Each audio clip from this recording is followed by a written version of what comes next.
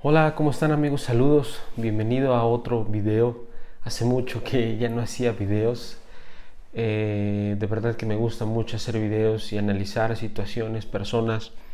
Y bueno, me pareció interesante, como ustedes saben, he hecho análisis de Joker, de varios personajes. Y hoy me parece importante analizar a el personaje de Batman.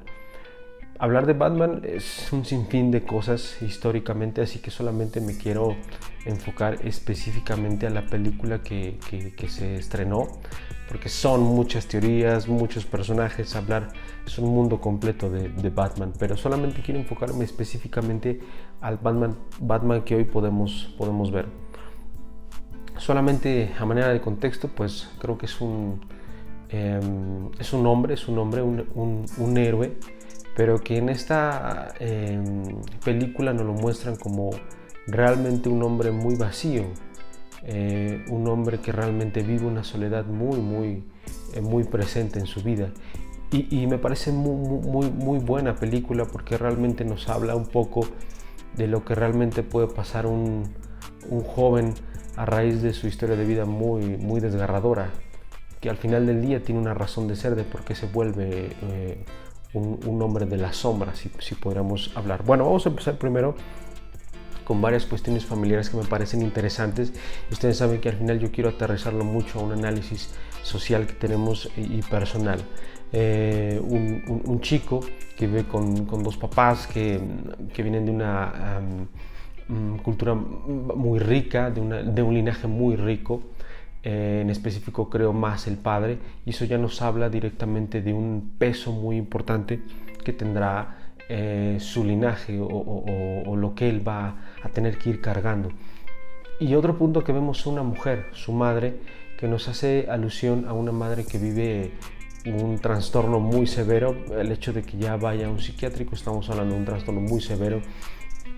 Yo podría decir así a grandes rasgos, ustedes saben que es mi criterio y mi forma de percibir, pero viendo un poco la dinámica familiar, social, cultural, y lo que el chico y después se vuelve adulto hace, me soluciona a una mujer que realmente vivía un cuadro psicótico muy delirante. Por lo general, los personajes de DC nos muestran siempre padres muy severos. Tenemos el caso de Joker, una mamá realmente psicótica al grado de abusar de su propio hijo y dejar que su padrastro abusara de él, volviéndose el Joker. Y bueno, en este caso una mujer que también viene con un cuadro psicótico muy interesante, al grado que estuvo en el psiquiátrico y que el padre tuvo que ocultar todas estas cuestiones, porque obviamente hablamos de una familia muy rica, muy reconocida políticamente, y que hablando en términos políticos podría ser utilizado eso en su contra. Así que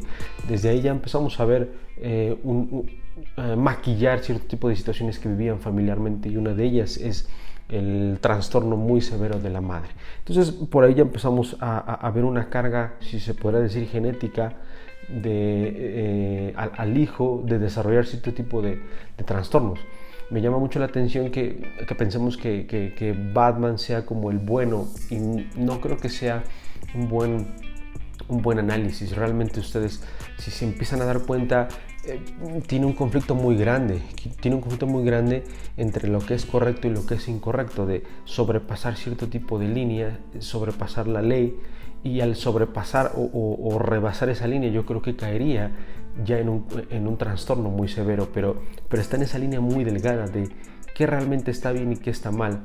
Hay podríamos decirlo así, una caricatura donde se llama The Killing Joker, y habla un poco de cómo al final del día el que está más loco, se puede decir, es Batman, porque Joker lo que dice es: yo reconozco mi locura, pero tú no la reconoces. Y entonces al final se da a entender que Batman mata a Joker. Entonces, y la escena es muy tremenda, porque Batman se ríe al matar a Joker y hace alusión a esto: o sea, tú estás más loco que yo, porque yo sí reconozco mi locura, pero tú no la reconoces. Entonces pareciera entonces que realmente quién está más loco, y realmente pareciera que que también Batman tiene un grado de locura muy grande y está en esa línea muy delgada de saber realmente qué es lo que está pasando y por qué se vuelve o por qué desarrolla este deseo obsesivo de querer salvar a Ciudad Gótica. Primero podemos ver que hay una muerte de sus padres, una pérdida de los padres, que él puede presenciar la muerte de sus padres. Estamos hablando de un trauma muy severo. Un niño de 8 o 10 años ver cómo sus padres los matan es un trauma muy grande y que a mi parecer jamás pudo elaborar ese trauma. ¿Y cómo sabemos que no lo pudo elaborar? Porque el deseo obsesivo e inalcanzable de querer rescatar Ciudad Gótica de las manos de los villanos nos habla un poco de la necesidad o de la culpa de no poder haber ayudado a sus padres en ese momento. Y eso nos habla, por supuesto, de la incapacidad de poder elaborar su duelo, de la culpa tan grande y tan desgarradora de que así mate a miles y miles de villanos, jamás va a poder salvar a sus padres, y eso lo hace sentir, por supuesto, culpable. Otro punto que me parece importante y que es una característica muy interesante en las historias es el tema del padre y del hijo. También en esta historia pasa lo mismo. Un hijo que tiene que cargar con las culpas y con el peso de los padres. Y lo podemos ver mucho, por ejemplo, en varias historias. Por ejemplo, la historia de Edipo y Layo, su padre, donde pasa lo mismo. Tiene cierto tipo de características, ¿no? Una ley o un padre hablando de Layo muy severa, muy castigadora, ¿no? Al grado de querer matar a su propio hijo. Y entonces Edipo es quien mata a su propio padre en un encuentro que tiene, ¿no? Metafóricamente hablando un poco, vemos esta cualidad en donde el hijo se desliga de la ley del padre autoritaria, severa, y donde al final del día, al darse cuenta que era su padre, se quita los ojos y huye errante. Y eso me parece interesante porque podemos hablar de cómo en Batman pasa algo similar. El peso tan grande y la responsabilidad de un padre autoritario es la carga que tiene el hijo, ¿no? De siempre ser absolutamente inteligente, perfeccionista, tratar de salvar a Ciudad Gótica. Nos habla de tratar de ser ese hijo perfecto para poder demostrar algo a ese padre que ya no está. Y entonces al final del día vemos ese conflicto tan grande con su propio padre, que tiene que cargar con toda esa responsabilidad y con todo ese peso de los pecados del propio padre. Y eso es terrible, porque así mate a quien mate, no va a poder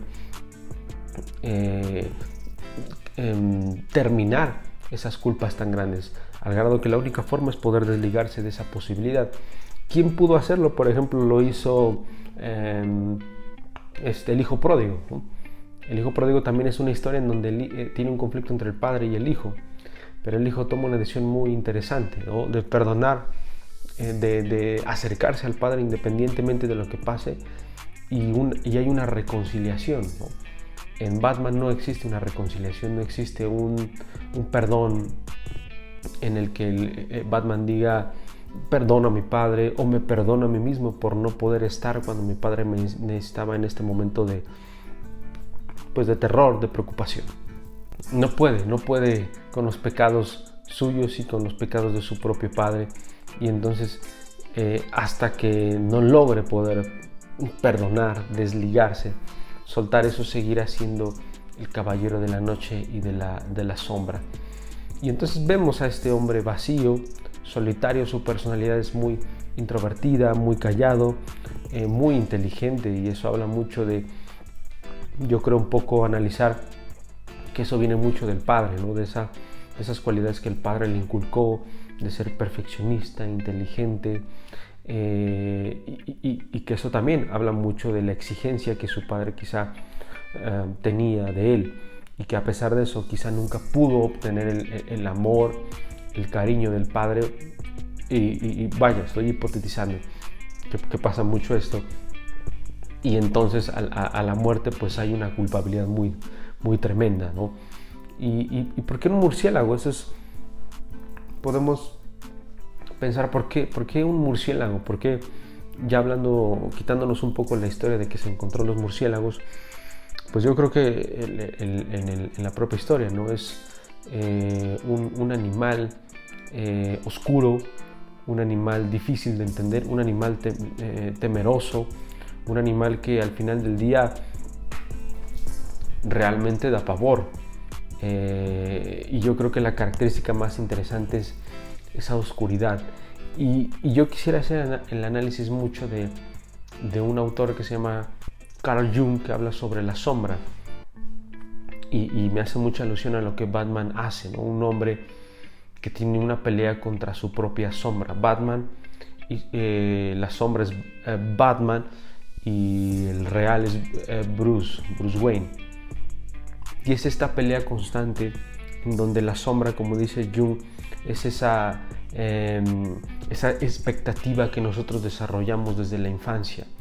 La sombra se desarrolla en nosotros a manera natural a partir de lo que vivimos, de las vivencias, de los traumas, de los ideales que vamos creando, y que por supuesto la sombra, si no la trabajamos, si no la miramos de frente, si no empezamos a hacerla consciente, se puede volver poderosa, se puede volver destructiva hacia nosotros mismos, y esa puede amenazar no solamente nuestra vida, sino a todo nuestro círculo social.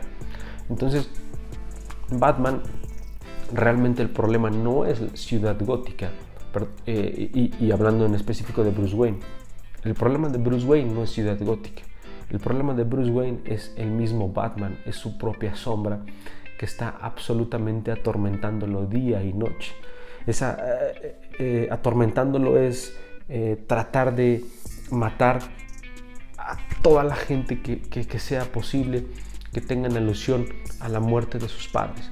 Y que haga lo que haga, esa sombra yo creo que va a ir poco a poco en la historia de Bruce Wayne tomando control, al grado que, como les comentaba, la historia final es que Batman llega a una locura, no logra poder controlar su sombra, y entonces sale su verdadera sombra, que es aquella que quiere destruir, que ya no soporta lo correcto y lo incorrecto.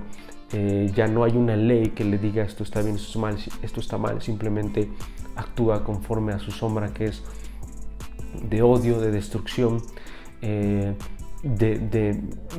romper ese límite, y entonces sale realmente si se puede decir, ese monstruo y ese murciélago que realmente lo que busca es destruir y es chupar, es absorber la vida de los demás. Es algo un poco, yo creo, personal.